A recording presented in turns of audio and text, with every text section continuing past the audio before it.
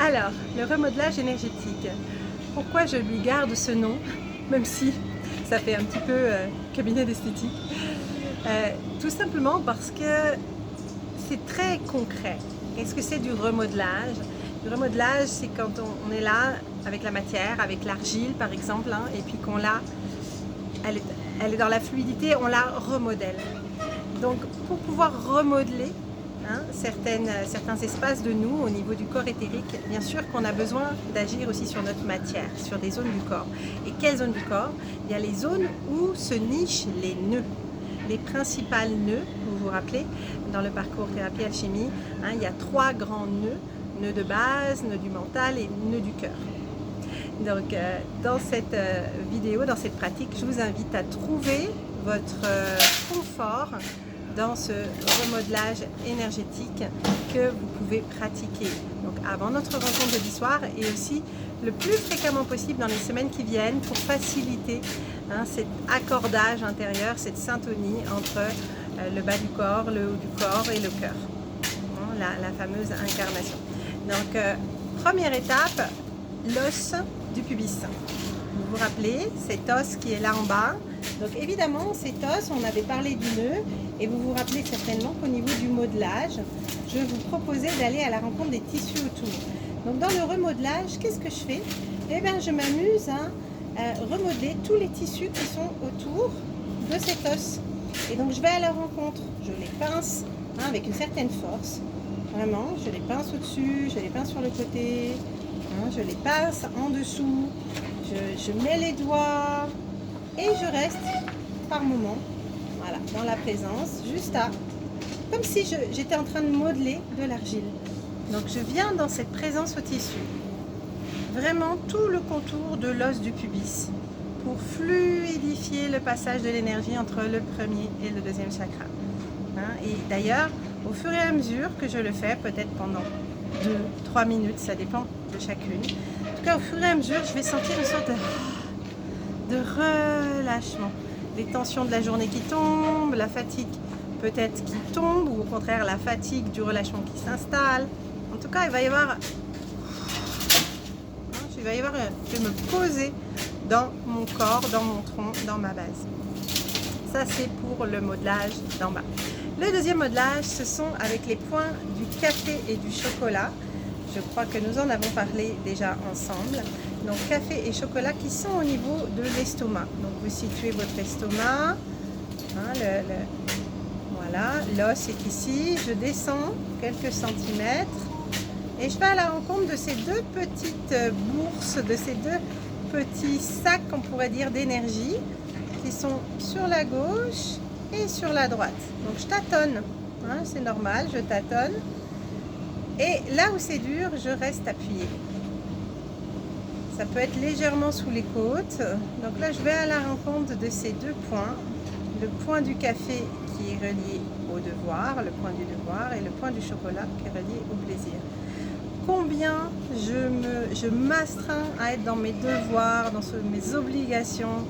Je me cravache, je viens relâcher ce point. Combien je me permets le plaisir d'habiter mon corps. Combien je permets au plaisir d'être là dans mon quotidien. Donc je vais venir un point après l'autre. Souvent il y a un point qui est plus dur que l'autre. Je vous invite à l'observer puis à le nommer si vous voulez dans le groupe. Quel est le point qui est le plus exigeant pour vous?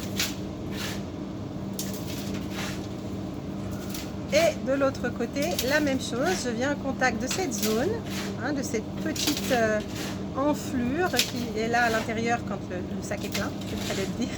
Donc je viens vider le sac. Je viens vider le sac, je reste appuyée avec mes doigts, une certaine fermeté et je respire.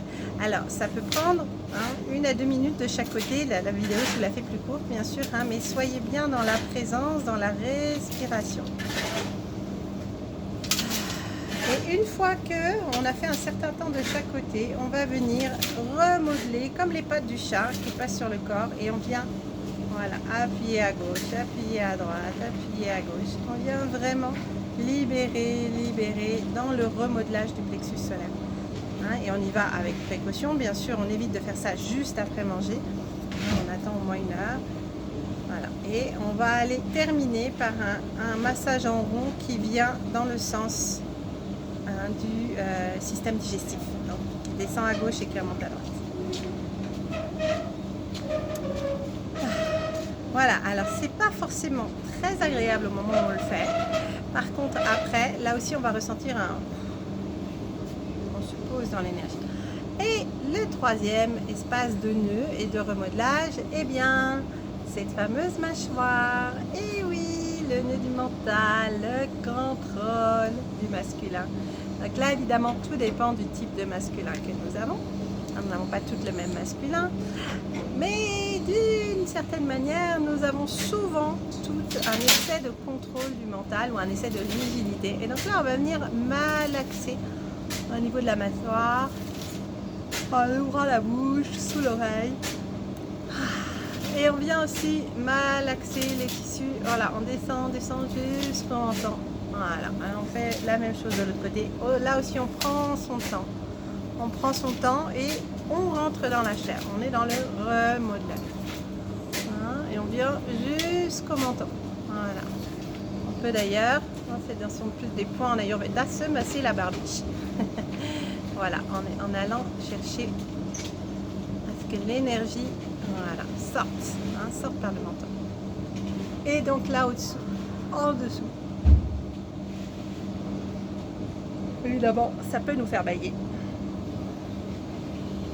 Voilà, on vient vraiment remodeler cette zone, lâcher cette tendance au contrôle qui imprègne le masculin. Et on termine par un passage, voilà, au niveau du sous-chakra de la gorge, du marma. Et là aussi, on peut aller dans le sens horaire. Ou, au contraire, si on ressent le besoin de calmer l'énergie qui est là, on va dans le sens anti-horaire. Ça seulement pour la gorge, ça ne concernait pas l'estomac qui lui va toujours dans le sens du système digestif. Voilà. Et on termine, on va chercher au niveau éthérique. On va chercher, voilà, ces zones qui, au niveau du cou, des cervicales, sont des zones de fuite. Vous allez voir, on va en parler plus en détail dans le module 2.